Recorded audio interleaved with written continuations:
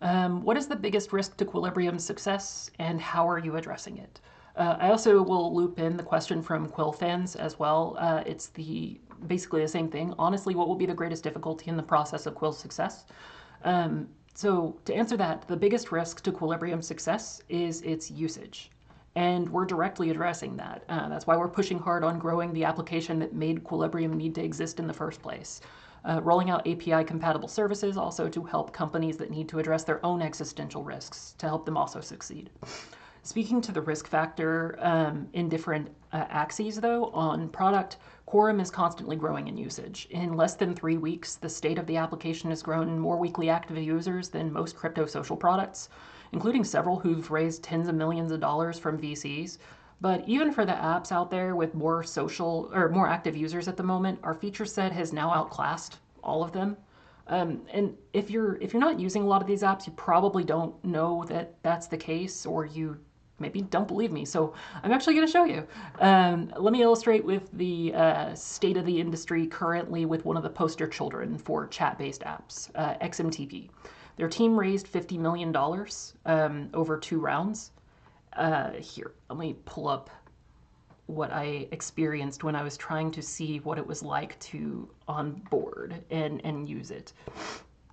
So yeah, their team raised nearly $50 million, and given who's on their cap table, you already know the answer to did they take a token warrant question.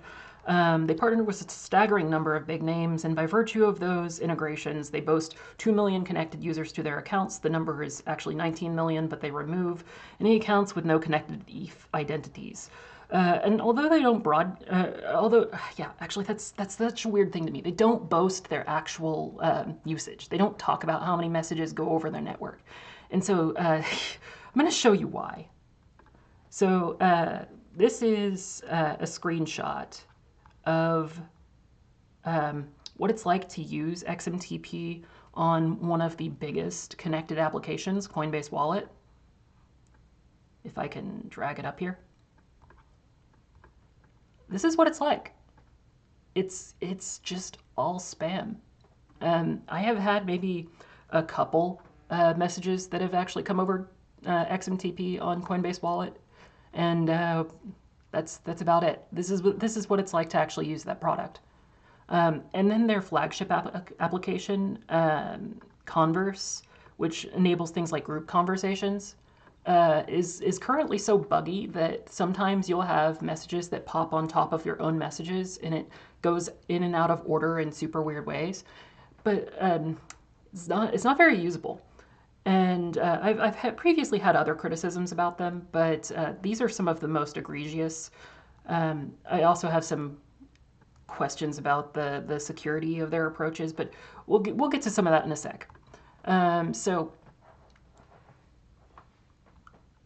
now that I've got all that shown, I'd like to remind you for a second. That's $50 million of crypto VC money at work, compared to Q, which, you know, we've got a round in progress, not yet closed. Some people call us a one dev team, even though that's not really true. We're working from our cave with a box of scraps. And if you've seen Quorum Messenger, the difference is night and day. I want to also just take a moment because I do actually know the founder of XMTP. So Shane, if you're watching, I really only mean this comparison to demonstrate what's table stakes for a chat app. It's not meant to be a drag targeting your team. I know you've got a brilliant team. I've talked to them before, obviously. I pitched Triple Ratchet to you guys. Every single crypto chat app on the market until Quorum has came out has basically been exactly like this. So I have immense respect for you and your team. It's just a demonstration of the current situation and behavior